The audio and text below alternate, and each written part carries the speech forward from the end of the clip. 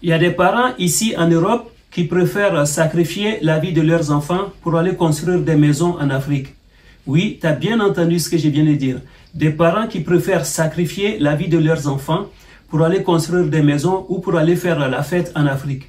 Je t'en parle tout de suite dans cette vidéo. C'est parti!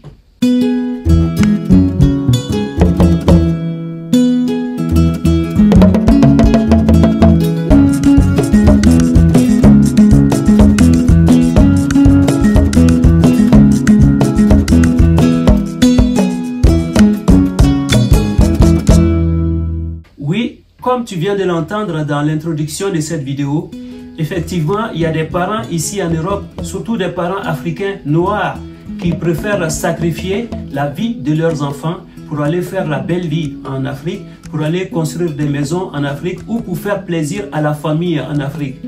Je pars d'un constat personnel. Ce thème que j'ai décidé d'aborder, qui est assez négligé dans notre communauté, je vais rentrer dans les détails pour que tu puisses comprendre de quoi je suis en train de parler. Bonjour à toi, si tu me découvres pour la première fois, mon nom est Bachir M. Sanogo. Sur cette chaîne, je te parle de business, d'entrepreneuriat, d'investissement et de l'immobilier. Je parle aussi régulièrement de sujets sur l'émancipation et le développement de l'Afrique. Si tu aimes ce genre de thématiques, alors active ta cloche pour être informé des prochaines publications. N'oublie pas de mettre un petit pouce quelque part par là, ça fait toujours plaisir. Et donc, comme je te disais, mon métier m'amène à intervenir assez régulièrement dans l'éducation. Ça va être dans les écoles, dans les collèges, dans les lycées et dans les universités. Et ce que j'ai pu constater, j'ai constaté que les parents sacrifient la vie de leurs enfants pour aller construire des maisons en Afrique. Pourquoi? Ça m'arrive parfois d'intervenir dans les écoles privées, dans les écoles publiques. Et ça arrive régulièrement que ce soit des écoles ZEP.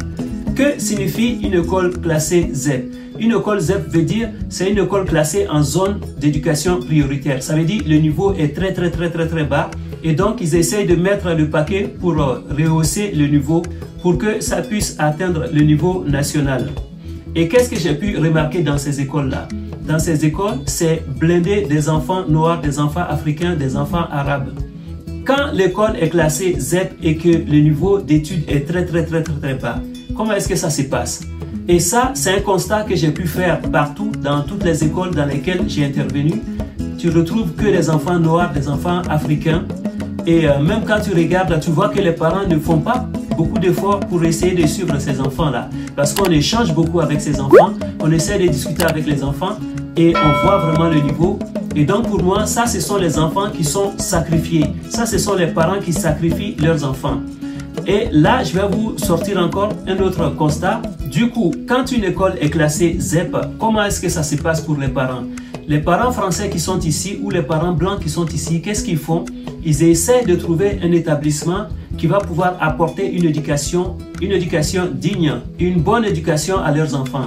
Et donc, les enfants sont inscrits dans des écoles privées. Ça coûte de l'argent, mais ils sont prêts à faire ce sacrifice pour que leurs enfants puissent devenir plus tard des avocats, des médecins, des chirurgiens, des personnes qui vont diriger ce monde. Mais qu'est-ce qui se passe du côté des Africains? Les Africains, les Noirs, les Arabes laissent leurs enfants en général dans ces écoles-là.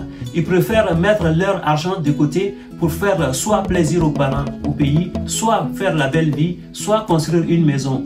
Et ces enfants-là, pour moi, ce sont des enfants sacrifiés.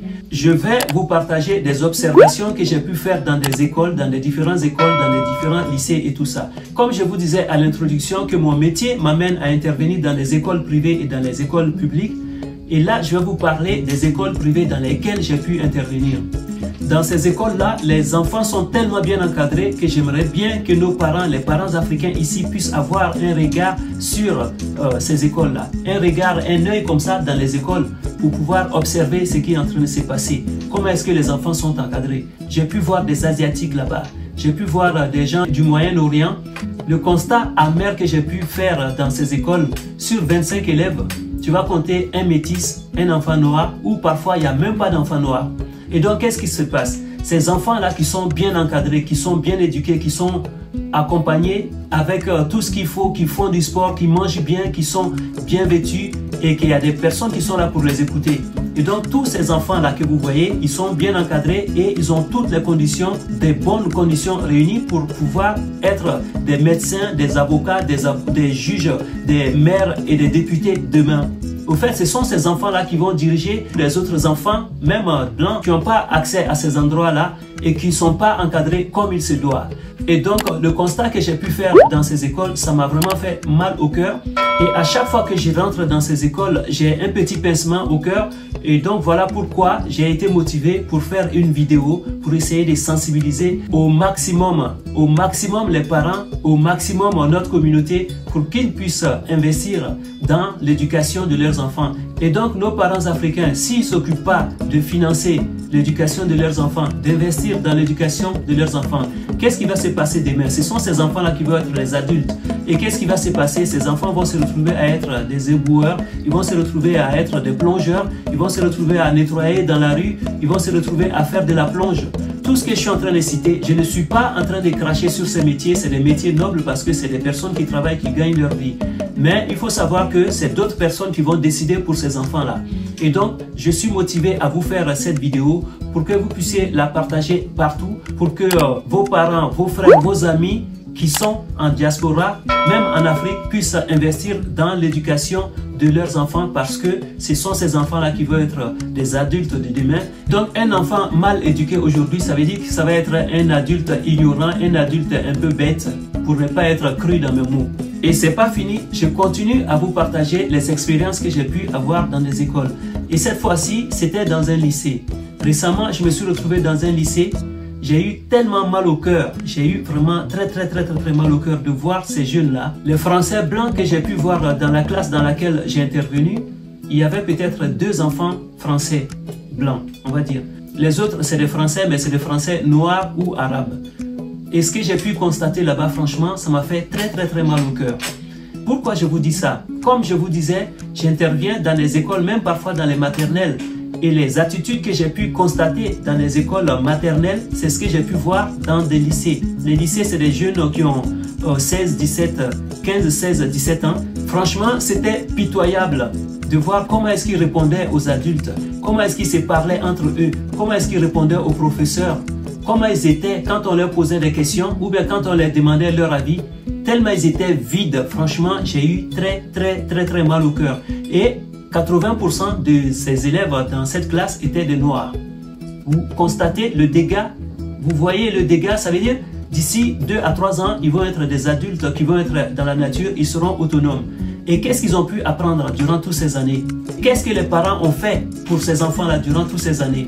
Et donc ici, voilà pourquoi j'ai dit, les parents africains sacrifient leurs enfants pour aller construire des maisons, pour aller faire la Java en Afrique, pour aller faire du PA en Côte d'Ivoire, pour aller construire des maisons, pour faire plaisir à la famille.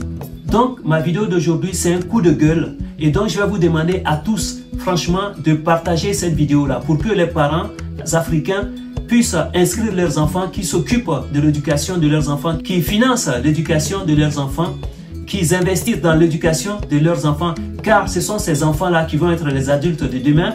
Et s'ils sont nuls, s'ils n'ont rien appris quand ils étaient petits, ça veut dire qu'ils vont être des adultes qui vont être à la solde des autres qui vont décider pour eux. Et donc, demander aux parents africains, à notre communauté, d'investir dans l'éducation de leurs enfants, d'inscrire leurs enfants aux activités sportives. Ça peut être du football, ça peut être du karaté, ça peut être de la danse, ça peut être du taekwondo.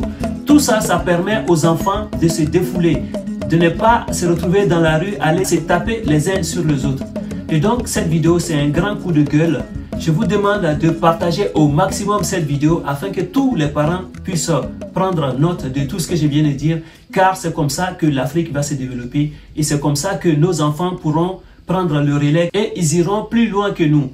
Car dans la vie, le souhait de tous les parents est que leurs enfants puissent accomplir des choses grandioses qu'eux-mêmes n'ont pas pu faire.